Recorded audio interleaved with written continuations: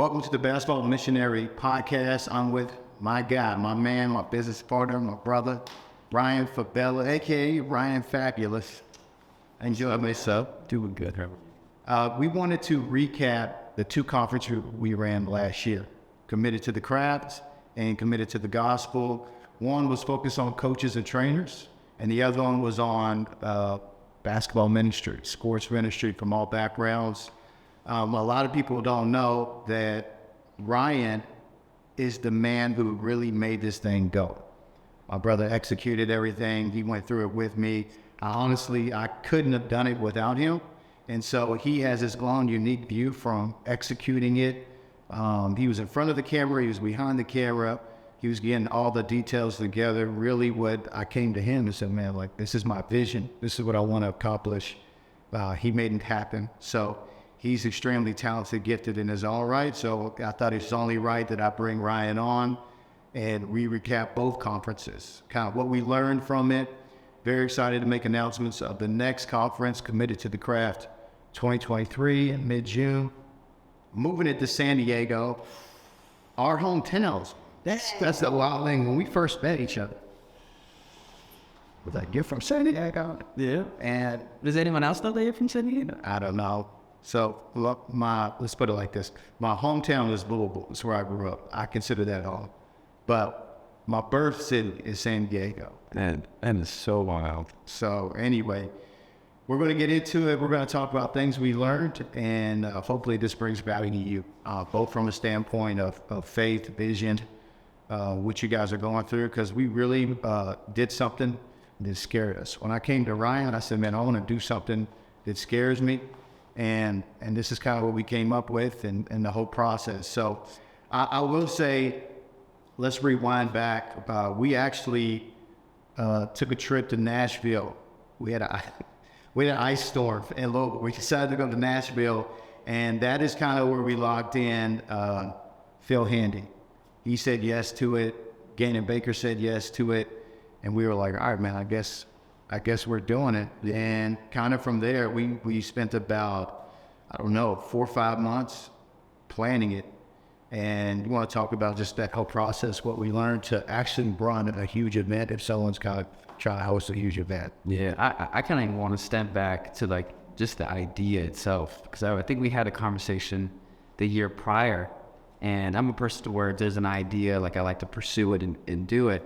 And we talked about the previous year. Phil's like, yeah, let's do it next year. And I thought that was going to be prolonging in the conversation that we had this same year during the conference. It was like, okay, now we're actually going to make it happen. And so him initiating those conversations with the keynote speakers, getting that going, and like you said, locking that into Nashville was really like, okay, now it's a real deal. And so what stems from my background, when I was 18, I threw a streetwear expo. There's like a clothing event, live tattooing, a car showcase back in San Diego. And so I've always had a passion for those types of things, and it was a really successful event, really awesome event. So when I came to Phil, I had that expertise. It wasn't like didn't have anything to do with those types of events. So when he said he was nervous about it, I was actually very excited to it, because that was a part of my skill set. And so once we really got that going, it was really just executing it. What was the big idea? What do we need to execute? And him handling the front end, getting those big speakers and having the vision for it, and me on the back end executing those small little details and making it a really unique thing. Since I'm not from the training world, that's where I really think we complement the most. And so that's where I really like to bring back the whole story of, like, we've had these conversations in the past with the previous years, but then now we're like actually doing it, having these conversations with these big people. It was a huge step for, I think, both of our careers. So, like, this is actually what we're doing now, separate from the training, but now bringing all the trainers together and how can we learn from everyone else. And I think it's important to state, we really did not know if this was going to work out. Like, it was a complete risk where I didn't know if we were going to pull it. Because the thing is like the financial commitment to make something like this happen, to bring in speakers, to organize an event. So we were really taking a leap of faith. It turned out to be one of the dopest things we ever did. But on the front end, before we knew we could make it happen, we really had to commit to this saying like, okay, this may not work out, if it may flop. We may lose a lot of money on this event, which thankfully we didn't at all, and we did all right. And then more importantly, we knew like the power of bringing all those people together, like what that would do. I had a decent idea, but I had no idea the compound effect of bringing people together. I think that's maybe the first thing I could say I learned was, you don't always have to be the star. You can be the person that brings stars together. You can be the person that plays your role and becomes a star in your role. And for me, it was very important that I was not one of the keynote speakers.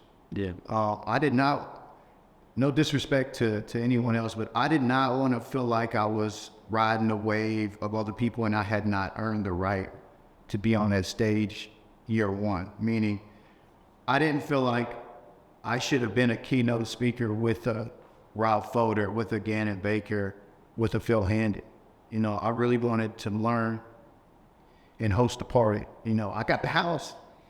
Everybody bring all the food over. It's a potluck, but I didn't want to be the guy that inserted myself there. It reminds me of a Bible verse that it's better to be humble and sit in a normal seat than to walk in and sit in the seat of honor, only for someone to say, hey, that's not your seat, man. It's not your time. Go back down to here. So I didn't want to sit in the seat of honor. I just felt honored that me and you could run this conference together, and that we brought in, for the first time ever, these guys that I consider like the GOATs. These are my basketball development heroes. Brought them all into our hometown and our backyard. So I think that was the first thing that I really learned, is how crucial it is to have self-awareness of who you are, and you don't have to always try to assert yourself above where you're at in life, or chase clout. But you can actually just be humble and be like, man, I would just be honored to host it and learn. Yeah, which I think is hard, at least specifically for the trainers in the industry, and you can probably second that, is where everyone's worried about themselves and they can't grow outside of that, to where it's kind of an ego game where I'm better than this trainer. I can't give these people my secrets because they're still my clientele, whatever it is. And for you to realize that and just bring everyone together and learn from them, because I think you've learned so much from Phil, Gannon, Rob, outside of the event, but also in your friendships with them, the conversations with them, in the hotel lobby with them. You're almost like the kid taking notes again. Yeah, I think that's what this event really did, was like open people's eyes, like, hey, you don't need to hold all these things together. If you're able to network with all these amazing people around you, which we met so many people from all over the world, of different countries and different states. Everyone has a different story. Everyone has a different background. Everyone has different expertise, and we can learn from each other. And I think the basketball industry, at least the training industry, is so separated. But I think our event brought people together and say, hey, let down your guards.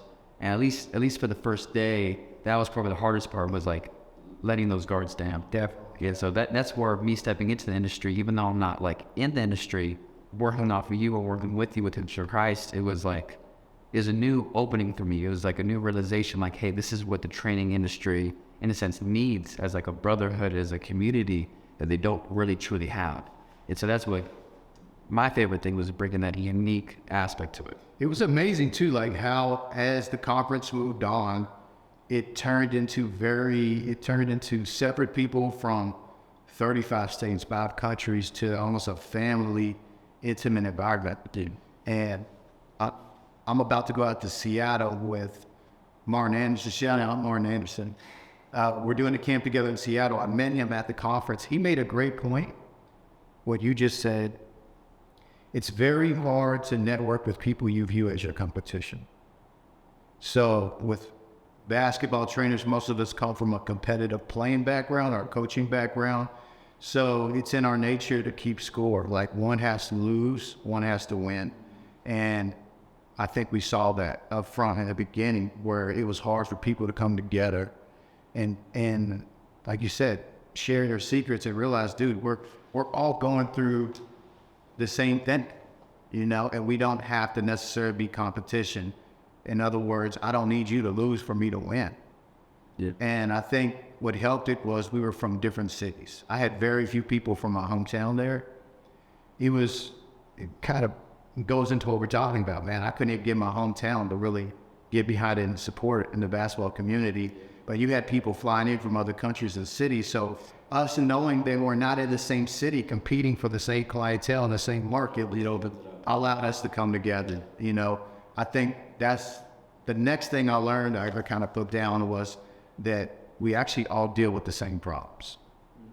That's kind of steered our whole focus with us working together, trying to provide value, is we all deal with the same problems. We're all dealing with the same problems. If it's a trainer, you're dealing with pricing issues, cancellations. Do I do packages? Do I do a membership program? And instruction. Man, get gyms, dude. Can I get gym space? Building my client. I mean, it doesn't matter who you were. As we got to know and talk to each people and hear their story, we're hearing the same thing over and over, that we are all dealing with the same problem. So even in the committed to the gospel, it's like we're all out there on the island. We all have a passion and a desire to use basketball to make an impact for the Lord or their sport for it, but we're all dealing with the same uphill climb. It's just when you think you're the only one going through it on an island, it's easy to get discouraged. And I think that was the power that was in the conferences in those weekends, was I got to see, man, I'm going through it, they're going through it. And I think in a way, with you helping me so much with a lot of the branding and how we use social media, they viewed what I do with Worcester Price or with basketball training as like, we figured it out. And we joke, we're like, man, if you got any advice, tell me, because I definitely figured it out. And we're putting out fires every day, trying to just on the fly adjust. So I don't know how you felt about that, but that's definitely that we all deal with the same problems. That's something I learned. Yeah, and I think we have it in the first two podcasts with Gannon as far as opening up and letting people in.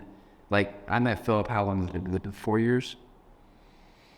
A blur, yeah. It was about that time. And only until I would say last year, maybe in the beginning of last year, where he's opened up even more. Like, I used to do videography for him a little bit here and there.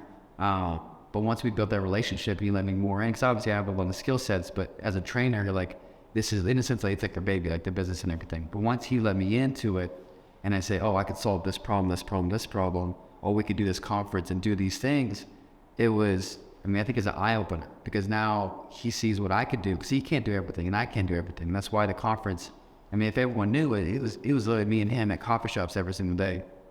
So for people to think like, oh man, they must have a huge team, and obviously we have the trainers and stuff, but like for the conferences, it was just me and him. Having these conversations, seeing what the vision is, what do we need to do for it, and a huge checklist that feels like it never ends, which that's the funny part. Like, these checklists never end. Yeah. But like really opening up your business to, like, the only way you can expand your business and grow your business is if you let other people in. And whatever you're not good at, find those other people that are good at that. And we're even doing that more this year. So I just think realizing that as a trainer and seeing what you value, what you want to do in the business, and Gannon says it really well. I mean, almost the first day you need to open up and say, hey, I need to add, I need this or I need that. Because that's the part where people feel like they're all by themselves, because they feel like they have to do everything. But the sense of the community that we're building now, I think it's showing people like, no, I need to let people in. Even if it's a kid that helps me out with social media, or some kid that does videography, or some mom that does admin stuff, it's like, that's where you can now focus more on sales or training or development or networking. And so you don't have to figure out all the other things that the other person's doing. So that's just my big tip for trainers, is really just opening up. Because I think that's helped both of us, because we would not be here without you letting me in. Man, is this thing on? I'm telling you, find people that are gifted in areas that you're not gifted in. You cannot scale yourself. And you saw this with me, getting to know my family.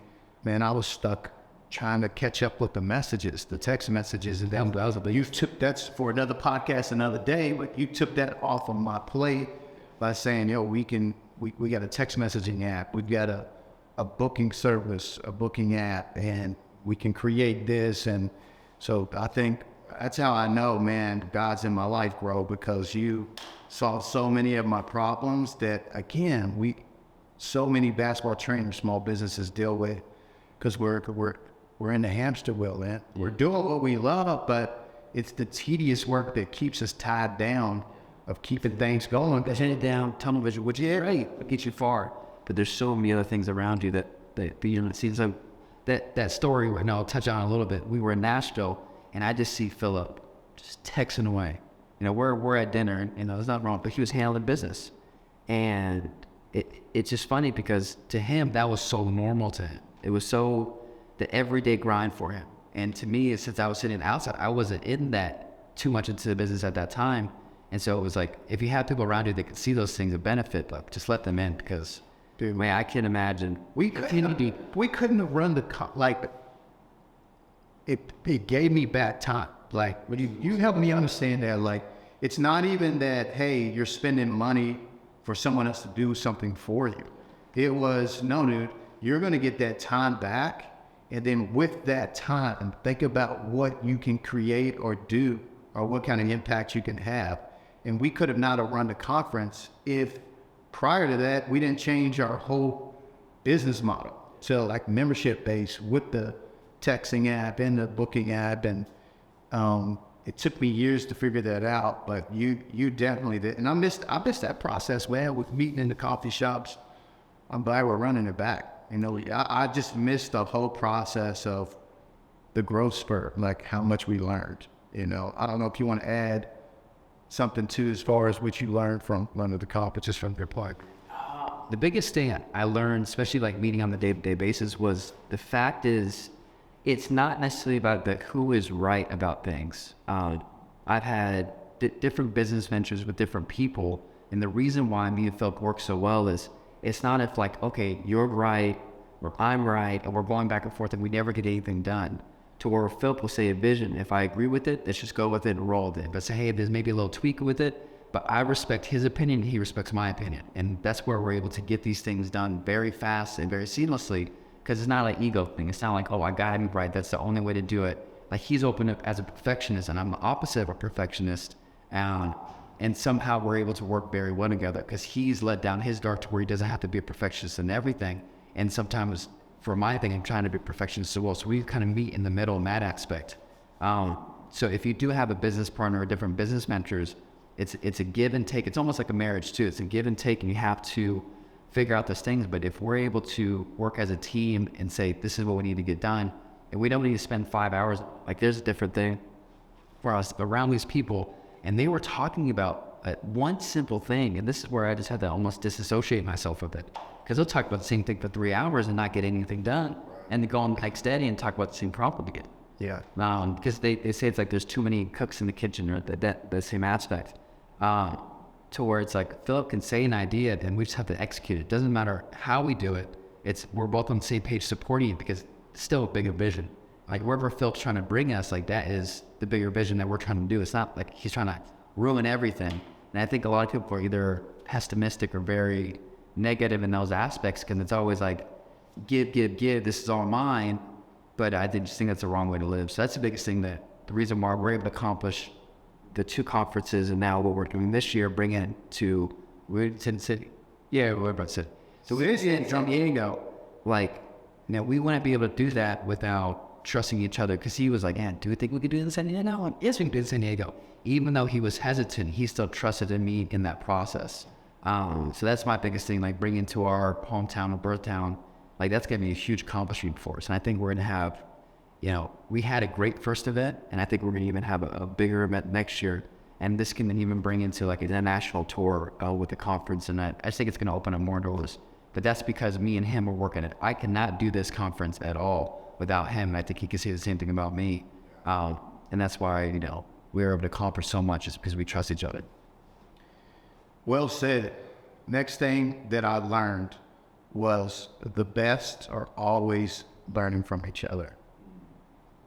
This was crazy. You remember this. Phil Handy, Gannon Baker, Rob Foder, and us are sitting around talking. And as we're talking, I believe the first time it happened, we were in the hotel that morning at breakfast. Man, talk about a bucket list. What a breakfast. We're talking about crypto. We're talking about basketball. We're talking about the NBA. We watched the NBA finals the night before. The best always want to learn from each other. Rob was saying something, and then Gannon stopped him. You remember, just grabbed his notebook out of nowhere. He pulls up. I said, "Where did that penny come from?" Pulled it out of his knife, and he starts taking notes. Yeah. As we're all talking, like, say that again. Took his note. And the whole weekend, what I noticed was there was no insecurity. It was a buffet of feast, to sit around and talk and learn from each other and hear what do you guys do with the Lakers? What do you guys do with the Heat? Gannon, what would you do in this situation? And how refreshing it was to see these men, which is eye-opening for me, of how they're talking with each other. You know what I mean? Like, I felt like a kid learning. Reminds me of a story I told you when I was younger, a new Christian. I had an older missionary who spoke at a church. He invited me to come with him. And I went with him there, and he brought his two sons. They couldn't have been older than 7 years old. Maybe like 5 and 7. And we sat down after I went to that church service. We're talking, and he set his two sons down. And he told him, he said, "This is how grown men talk to each other and fellowship. And I want you guys to sit here and be quiet and listen." And his son sit there, didn't say a word for like an hour. Just listen to me and this other gentleman. He's pouring into me, talking to me about the Lord, pray for each other. And that always impacted me. Now I got 2 boys myself, of like, this is how they do it. So I felt like I was that kid with those guys, watching them learn from each other. And here's the beautiful thing, man. When I first pick up Phil Henny from the airport, he's riding in the car when we back to the hotel. He's asking me questions about how I ran our program, what I do, taking interest in me. Great humility, very gracious. And I took that away. I learned that. That was powerful for me. I don't ever feel like I would have been in a mindset to ever big dog or act like I'm above somebody. I definitely, pray to God, I never had that kind of pride in my heart. But to see them at the very top of the game, he just left from training LeBron. Comes to Louisville, never met me before, and treated me like a brother from day one. But to see them talk to each other, they all met each other for the first time right there at the conference in Louisville, and how much humility they had in their desire to learn from each other, not flex. This is how smart I am. This is what I accomplished. No, they always dismiss that and like, man, what can I learn from you? Yeah. So I don't know how you feel about that, but that blew me away. Yeah. I mean, watching the NBA Finals with them was probably one of my favorite moments because, when Gannon brought out the notebook and Rob's talking about his philosophy on shooting, I mean, you look at Phil, and everyone looks at Phil as the top of the top, treating the best players in the world. And he is just soaking in and asking those questions for Rob, because Rob's breaking down the actual science of shooting and just makes it seem so simple because he's so educated into it and he spent his whole lifetime for it. But just Phil was just asking questions, almost like a kid in the class. And it's so remarkable to see, because I think that's where the trainers, they go into, where they think, hey, I know everything. But how is the trainers at the top of the top being like that? How are they asking those questions? How are they just soaking in? But I think the other thing was they're just listeners. Yeah. And that was always the biggest thing I've always taken away from my life. You cannot learn when you're about to make it. You can only learn when you're listening. And that's what I learned from those guys, is those guys listen. Even when people are way below them, they still sat there and listened, because they could still always learn something from someone else. And that those are the special moments. Yeah, I really appreciate every moment when Phil, Rod. Dude, were you in the locker room when Rob was talking about telling the trainer to listen? Were you, okay, you were upset. We were in the locker room. This was before our camp. So we had Rob, Gannon, and Phil before they did our camp. And we were in the locker room talking. And there was a few other trainers in there. And Rob called a trainer out. And he was like, most people don't listen They just wait for their chance to talk. Listen, And he says, kind of like you. And he's like, and I noticed that, like, he's constantly trying to insert himself, and it was what we talked about. Like, he wasn't actually listening. He was just trying to be like, hey, I do this. Oh, yeah, I do that too, yeah. And constantly inserting himself. And Rob waited for a minute. This is how cerebral Rob is, and was like, yeah, kind of like you. Like, every time we say something, you're not listening. You're just waiting for your chance to talk to prove how smart you are. And I was like, man, you could cut the air with a knife. I was like, why? But it was so true. Most people don't listen. They wait for an opportunity to insert themselves, which brings me to my next point. In this conference, the trainers that were most established, obviously we're talking about the big three, but other ones, there was no insecurity. And none. There was no ego in the sense, they had an ego in the sense of like, I want to be great. I'm committed to the craft. I'm committed to what I do as a professional. But there was no ego in the sense of like, I'm better than you or I'm insecure. And they were freed to bring value to everybody, to listen to everybody. And more importantly, how personable each one was. They understood. People came to see them, hear them, talk to them, learn from them. So they opened the floor, they mingled, they never hid. They were always out in the open talking to people the whole time. And it kind of reminds me of the first day. So what we did was we did our networking event to kick off the conference. But what we didn't foresee was, this is not like ministry. Like my ministry event, this is what we do. Relationships is what we do. Yeah. But the basketball trainers event, you know, everybody's kind of like standing off to the corner. What does that guy have? Where is he from? Where he from? I seen him on the how many followers he got? I mean, I got more followers than him.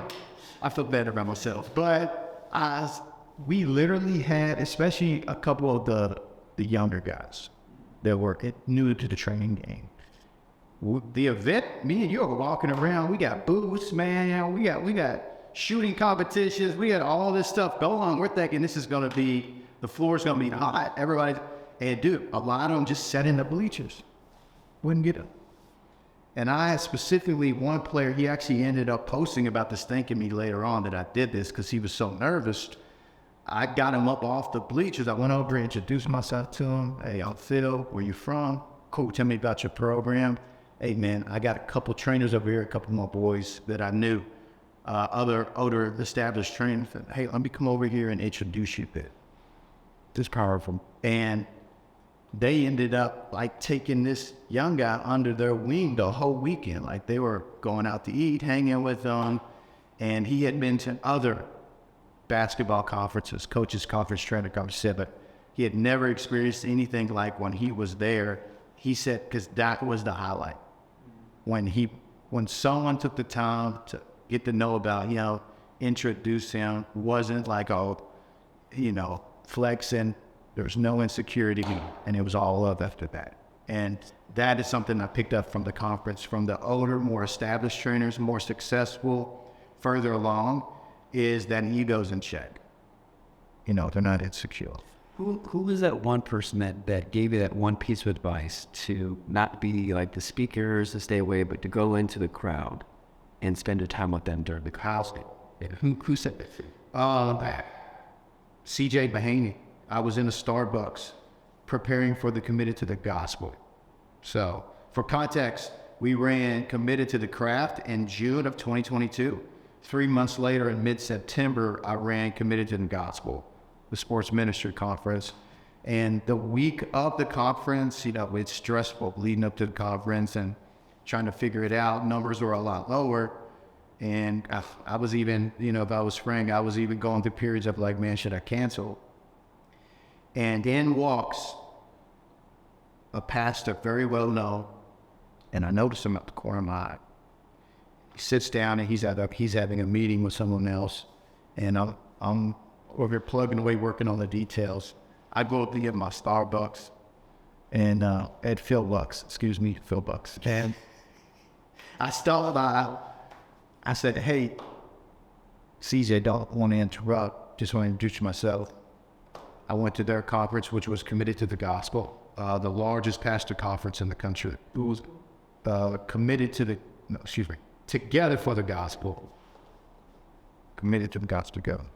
We see that influences. And when he was done, he came over to talk to me, poured into me. I don't think I told you this, bro, but he actually sent me like books, like 3 or 4 books, a handwritten letter, everything. But he gave me that advice. He said, Phil, if people are coming to the sports ministry conference, don't make it about you. It could be a very, very self-serving thing to run a conference because you're up on stage, you're on a pedestal. Make sure you mingle among the people, you know, so anyway. To me, that was powerful because I think a lot of people, especially that are throwing in events, you know, they feel like, especially in the beginning of the conversation, they just want to be, it's like an ego trip. Like, oh, I did this, talk about this. But Philip was, you know, even though he got that advice before the gospel one, but Philip committed the craft, I still felt like he did the same thing. Yeah. I mean, you were very intentional with every single person you talked to, you integrated everyone. It wasn't like Philip, I mean, obviously he just hit 100K, just gave his reward there. But he doesn't have a big head at all. Like he is very personal with everyone. I think that's why everyone loves and appreciates Philip, is the way he is and how he approaches people, how he appreciates people, how he learns from others, and puts them on as well. So I just want to relay that because I think it's an important message for anyone, either owning a business or just being a trainer itself, is to be that person that welcomes everyone.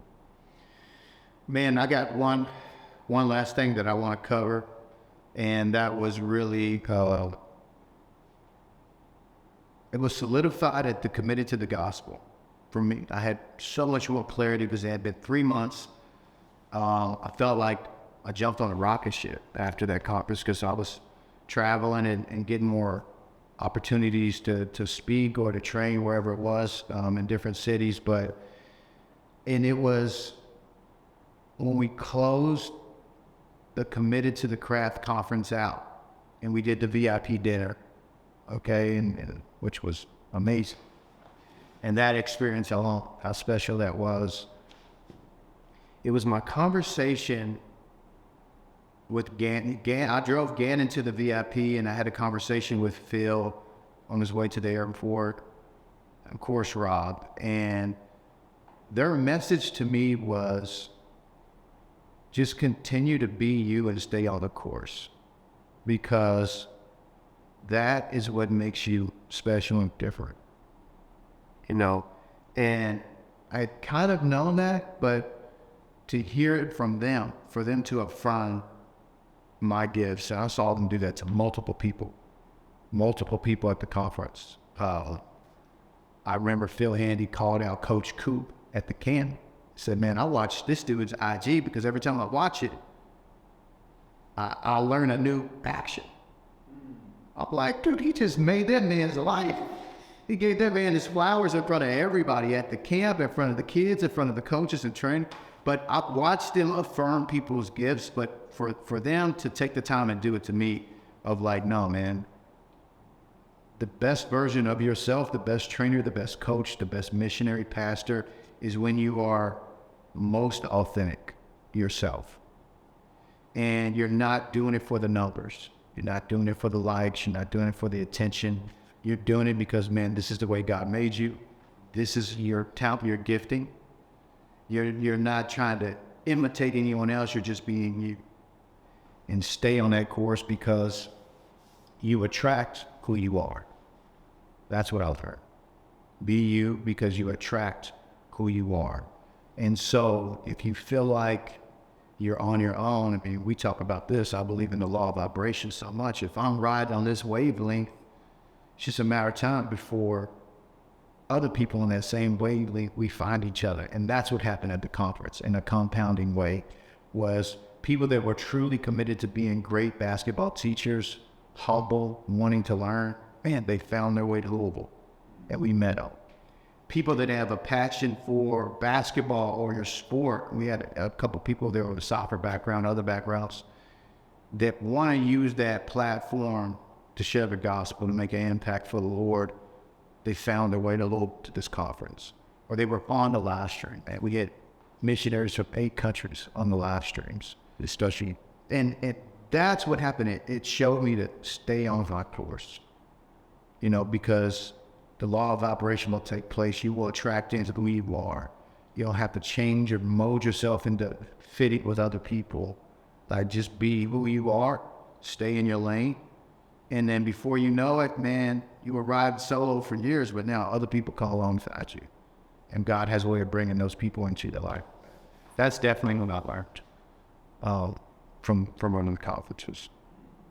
Yeah, I mean, for me, it's just understanding that, especially the basketball community, they love a sense of community. They want, in a sense, of bros weekend, on something that we are all together, and we're all love the sport of basketball, and we love being around that. So when people start saying that, I'm like, yeah, that truly is. So it's not even us like throwing an event. It's like, how can we plan like a boys' weekend? Because everyone gets away from the day-to-day stuff. They get away from all that, and they can actually come in and then just enjoy their time. And obviously they're learning, they're doing that, but they're just having a great experience. And that, you know, we came in and say, hey, we're gonna do a basketball conference, but now I will see it like it's an experience for everyone to enjoy together and learn from one another. But I think the experience itself is something I'll take away forever. I think many other people will say the same thing, but how can we keep on doing that? How can we make it more unique?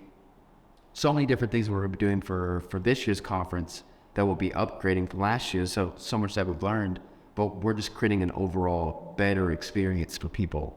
And I think people really appreciate that. Really appreciate it. It's not about us. We have a great weekend as well. And I think all the speakers had a great weekend. It's all the input. That's the reason why we're having most of those people, if not all of the same speakers at the same event, because they loved us so much. They loved the event so much. They loved the people so much.